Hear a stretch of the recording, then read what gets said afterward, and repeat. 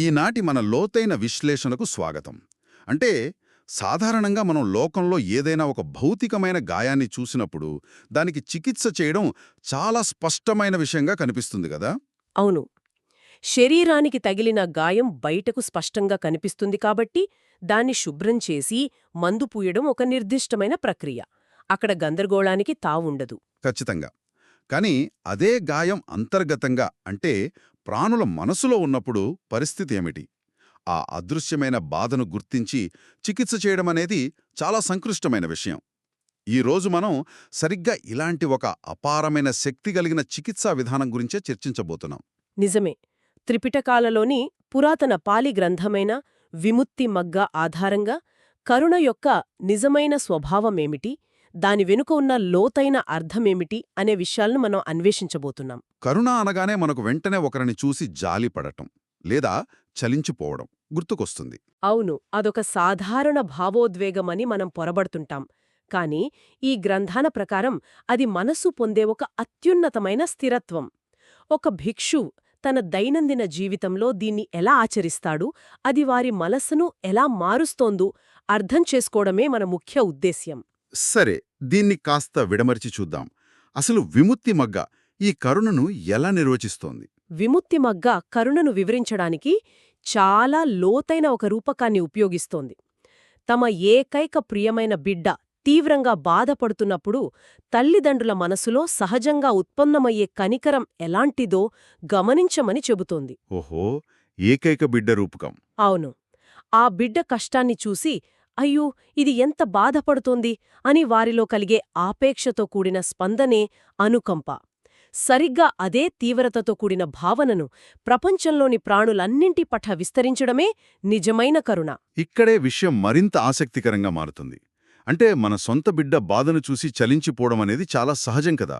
అది జీవశాస్త్రపరంగా మనలో అంతర్లీనంగా ఉన్న లక్షణం. అవును, అది సహజమైన ప్రేరణ. కానీ ఏ పరిచయం లేని ఇతర ప్రాణుల పట్ల కూడా అదే స్థాయి అనుకంపన ప్రదర్శించాలంటే దానికి కేవలం భావోద్వేగం సరిపోదు. ఈ వ్యక్తిగత అనుబంధాన్ని విశ్వజనీనమైన కరుణగా మార్చడం ఒక భిక్షువుకి ఎలా సాధ్యం? దీనికి ఎంతో ప్రగాఢమైన శ్రద్ధ అవసరం కదా. ఖచ్చితంగా అవసరం. బుద్ధుని బోధనల ప్రకారం కరుణ అనేది ఒక సహజమైన స్పందనగా మొదలైనా అది అక్కడే ఆగిపోకూడదు. దానిని ఒక క్రమబద్ధమైన సాధనగా మల్చుకోవాలి. గ్రంథాలు దీనిని ఎలాంటి పరధ్యానం లేని నిరంతర స్థిర నివాసంగా మార్చుకోవడమే అసలైన ఆచరణ అని స్పష్టం చేస్తున్నాయి. ఎలాంటి పరధ్యానం లేని నిరంతర స్థిరనివాసం అంటే ఒక క్షణికమైన భావనగా వదిలేయకుండా మనసు ఎల్లప్పుడూ నివసించే ఒక శాశ్వతమైన స్థితి అన్నమాట. అవును, ఆ స్థితికి చేరుకున్నప్పుడే కరుణా విశ్వజనీనం అవుతుంది.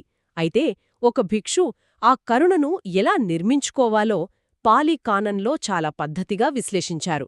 విముక్తి మగ్గ దీనిని 4 సంప్రదాయ కోణాల్లో వివరిస్తుంది. ఆ 4 కోణాలు ఏమిటో చూద్దాం. మొదటిదే దాని లక్షణం. కరుణ యొక్క ప్రాథమిక లక్షణం ఇతరులను గాయపరచకపోవడం. ఇది భౌతికంగానే కాకుండా మానసిక స్థాయిలో కూడా ఏ ప్రాణికి కీడు తలపెట్టని స్వభావం. ప్రాథమిక లక్షణం గాయపరచకపోవడం. ఇది చాలా స్పష్టంగా ఉంది. మరి మిగిలినవి? రెండవది దాని ముఖ్యమైన విధి. ఇక్కడే విముక్తిమగ్గ ఒక అద్భుతమైన విషయాన్ని వెల్లడిస్తోంది. కరుణ యొక్క ముఖ్య విధి సంతోషమని ఈ గ్రంథం చెబుతోంది. అంటే క్రూరత్వాన్ని మనసు నుండి తొలగించడం ద్వారా కలిగే ఒక అంతర్గత శ్రేయస్సు. ఒక్క నిమిషం, ఇది వినడానికి కొంచెం విరుద్ధంగా అనిపించడం లేదా?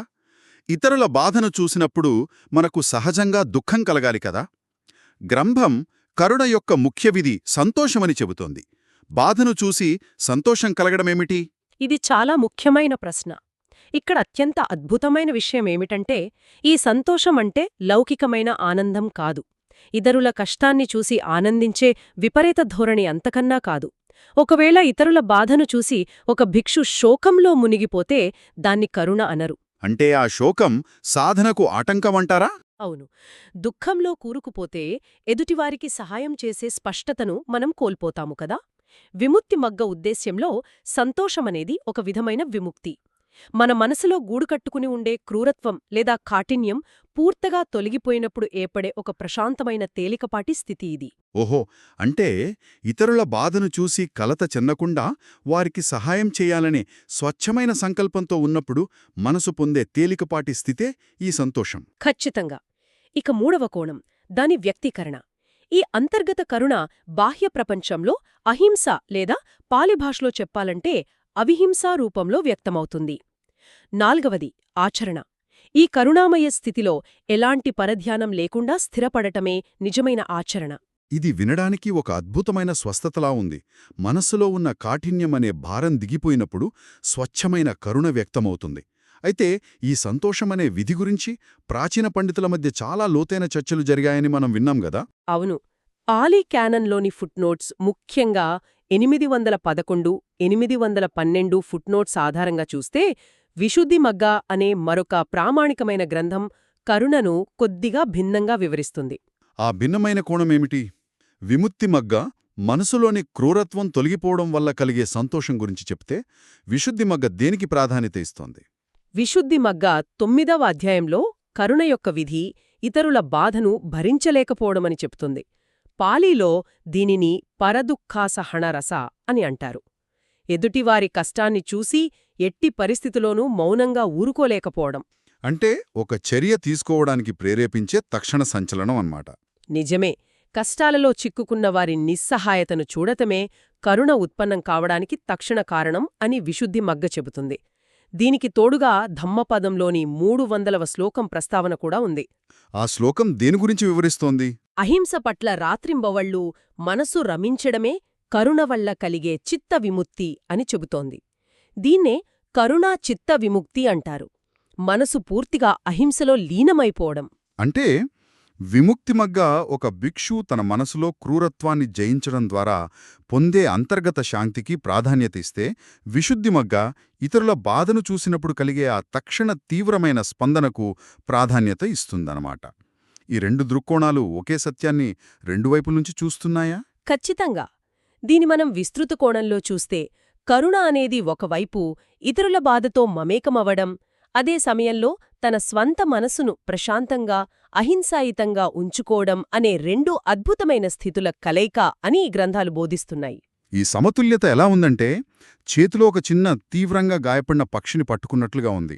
మరీ గట్టిగా పట్టుకుంటే, అంటే ఇతరుల బాధను చూసి పూర్తిగా కృంగిపోతే ఆ పక్షికి మనమే హాని చేసిన వారమవుతాం.